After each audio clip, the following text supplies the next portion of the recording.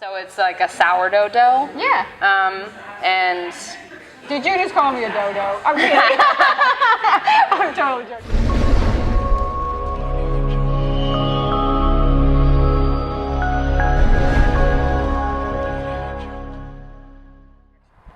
Hey Beer Nation, we are back with another episode, and today we are at Southern Yankee Beer Company. Did you say Yankee? Yankee Doodle? Okay, I'm just kidding. No, I'm excited to check this place out, so let's go. Let's go.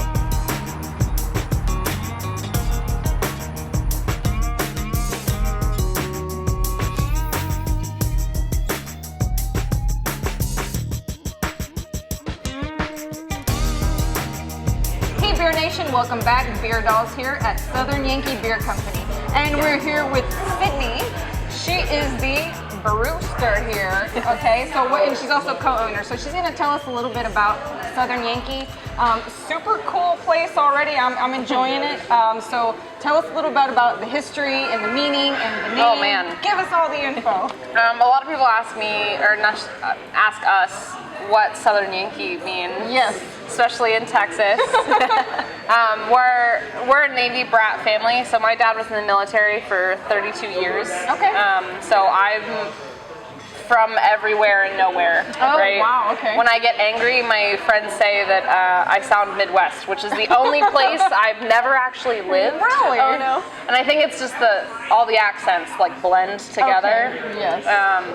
But that's kind of where it came up. My dad came up with the name because we're from being everywhere, right? So it's an oxymoron that kind of fits us. Yeah. And the last place we all lived together was Connecticut and South Carolina. Oh, so wow. like deep south and deep north. Yeah. Right? So Yeah. like it's just a juxtaposition that really works for us. Okay, Yeah. excellent. I like it. So how did you guys pick this location? A variety of different reasons. Top one, rent. Okay, of course. Hey. Right? Running a brewery is very expensive, and having costs that are, you can mitigate with space was really key for us. The landlord wanted to work with us, and he allowed us to have a brewery because not all breweries have landlords that actually want them to be there. Yeah, of course. And then surprisingly enough, the sewer system. Oh, okay. It's very pretty, I know. It's a very pretty part. Well, if you go anywhere north, there's actually all septic. And so you can't run a brewery really successfully on a septic system. So we didn't want to be fully in the city because it's too expensive, but we couldn't really go farther north because it's harder to run a brewery. Yeah.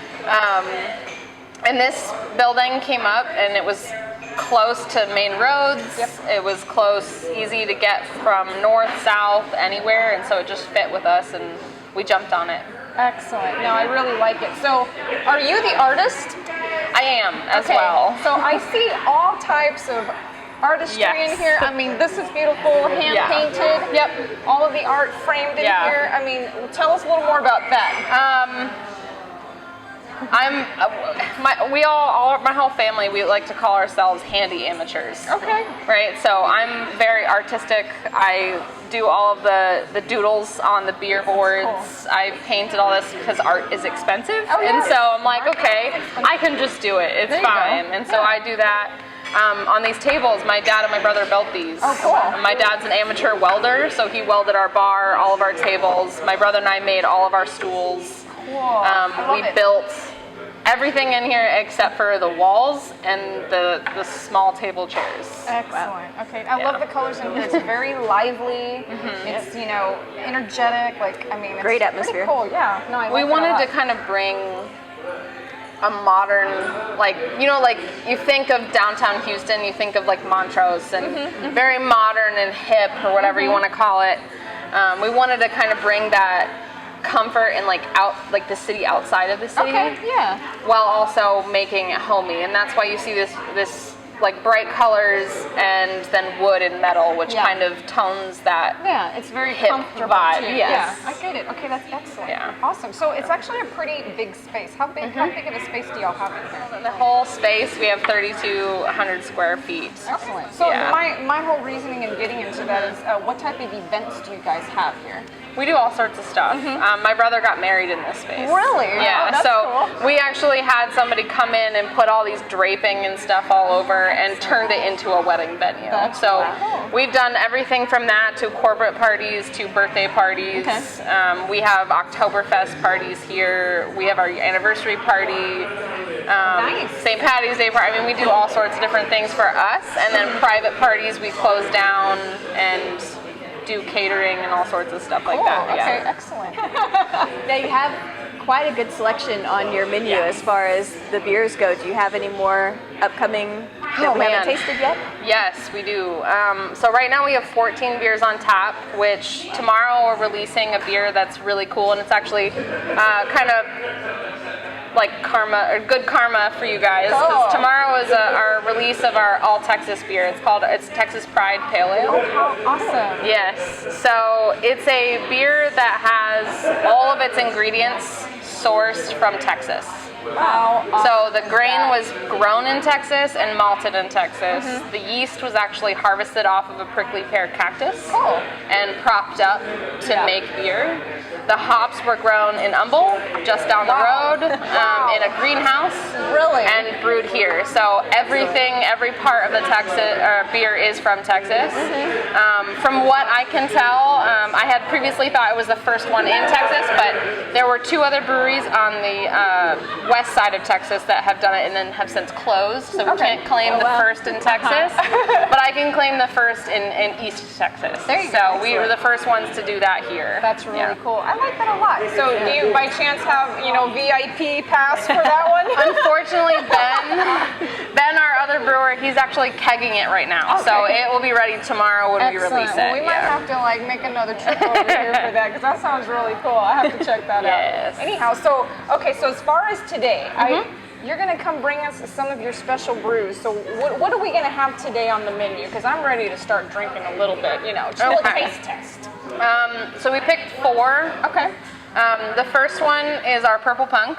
Cool. It's a not quite beer, in my opinion, just because I like beer that still has tradition behind it, and it's a rather new style. It's the super fruited beers. So they're the high ABV super fruited beers. This is a blackberry beer that had 1.65 pounds per gallon of fruit, That sounds really good. which is a lot.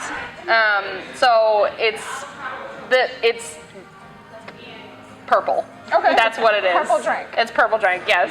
That was going to be the original name until we realized there's a lot of other purple drinks. So it's Purple Punk.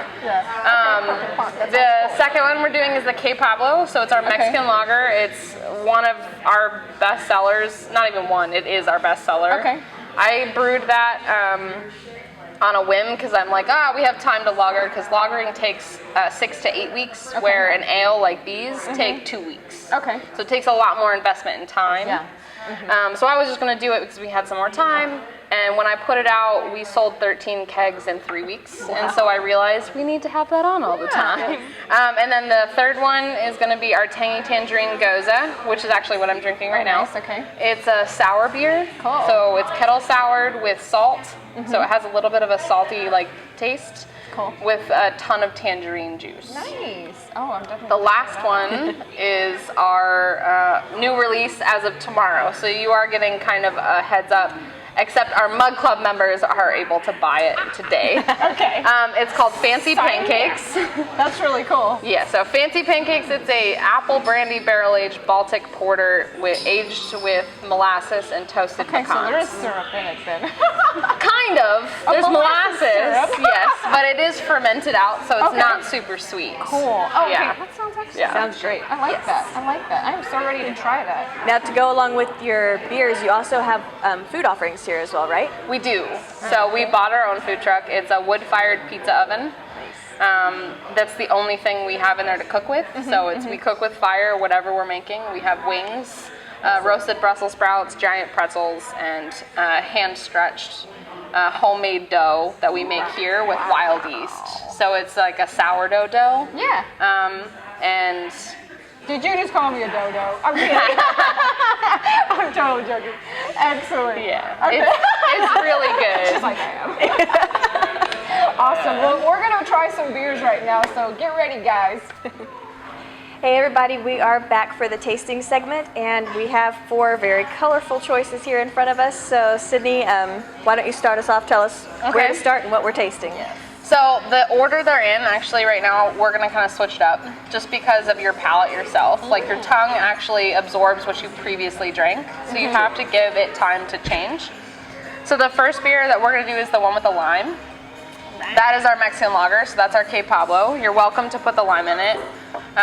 This beer is probably my most proud beer, honestly. A lot of people don't think about this, but the light beers are actually the most complicated to make, because if you mess up in any part of the process, you can taste it in the end product. There's nothing to hide any off flavors. So this beer, it's very similar to it's like a fancier Dos Equis, right? So it has a Mexican lager yeast that is harvested from Mexico. And then we use some noble German hops that give it that really nice little bite right at the end. And it has corn and rice that gives it that really nice smooth body as well. Delicioso. Okay, so the next one we'll do is our fruited beer. So this is the Purple Punk. It's the purple one. This is my attempt at making the new style that is the super fruit beers. So they're higher ABV, intensely fruity beers that are less beer flavor and more just like fruit alcoholic magic kind of thing. Very nice. It's purple. That's really nice. It's blackberry purple drink. That's what it is. The third one is going to be tart. So you got to give it 2 sips to really change your tongue. Okay.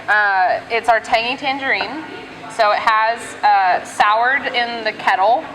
It's soured. We use, actually, instead of buying bacteria, I just go and get a Good Belly from the store that has lactobacillus in it. And it starts eating the sugars in it and producing a souring bacteria. And then we add the tangerine fruit and some of the salts to kind of balance out the sourness. It's an acquired taste for sure. Very much. I see what you mean about the 2 sips, though. It definitely changes on the second one. Like, what is happening? Yeah, the first sip is like the shock, and then the second sip you'll actually get the flavors of everything. Wow. And that's a good rule of thumb for any beers. The first sip is you erasing what you either ate or drank previously, and then the second sip is what it actually tastes like. Okay. Cool. Yeah, and so going from the sour beer down to the fancy pancakes is going to be one of those shocks as well, because we're going from one end of the spectrum to the other. This is a apple brandy barrel-aged Baltic porter. Say that 5 times fast. Yeah, I know. Apple brandy Baltic porter, right? I already messed it up. With molasses and toasted pecans. The pecans I put in the mash to reduce oils in the beer, and then the molasses we added in the boil, which allows some of the sugar from the molasses to ferment out with the yeast, making it less sweet. And then I took that beer and put it in apple brandy barrels for a few months to kind of absorb the wood, the apple brandy flavor, and balance out the sweetness. Full of flavor, Definitely. for sure. Yes. In that one. It's a bit higher ABV as well. Yeah. It actually tastes better as it warms up as well. Okay. Excellent.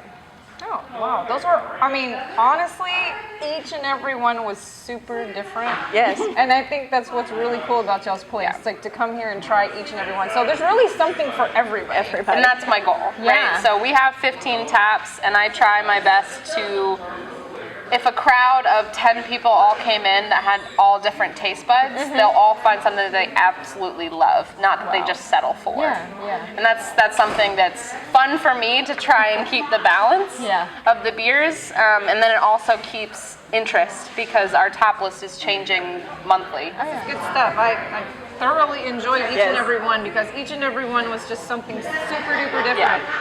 None of it was the same. So you guys, if y'all want to come try this, you have to come out here because there's something for you. Absolutely. I promise. And I mean, if you go onto your website, I actually went there, and I mean, the list is extensive. Now I know that you have some, periodically, throughout the week, things like that, but the list that they've had is extensive. It's so amazing. Since we opened, last time I checked, we've had 56 different styles of beers. Crazy.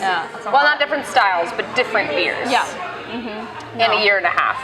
That is really cool. And I mean, they've been open for a year and a half. Imagine 50 different beers just in a year and a half. That's actually pretty impressive. So, wow, excellent. Well, thank you so much for allowing us to try each and every one of these. I'm glad you enjoyed it. They're so good. I'm ready to come back and try, you know, the VIP stuff whenever they come out. So you guys have to come out and tell everybody where they can find you online. We're on Facebook, SouthernYankeeBeer.com. We're on Instagram at SoYankBeer. On Twitter, I think. I don't tweet, but my brother does it at SoYankBeer as well. Okay. Our website, SouthernYankeeBeer.com. And soon we'll not just have this location, we're actually working on a second location down in the Loop. So we'll have 2 different spots to get our products. Awesome. Perfect. So that's just definitely something we are looking forward to. And you know what? We are going to come check them out whenever they open that location as well. So thank you, Sydney, again for all of this excellent beer. I'm very impressed, to be honest. I am. I'm so impressed. So you guys stay tuned.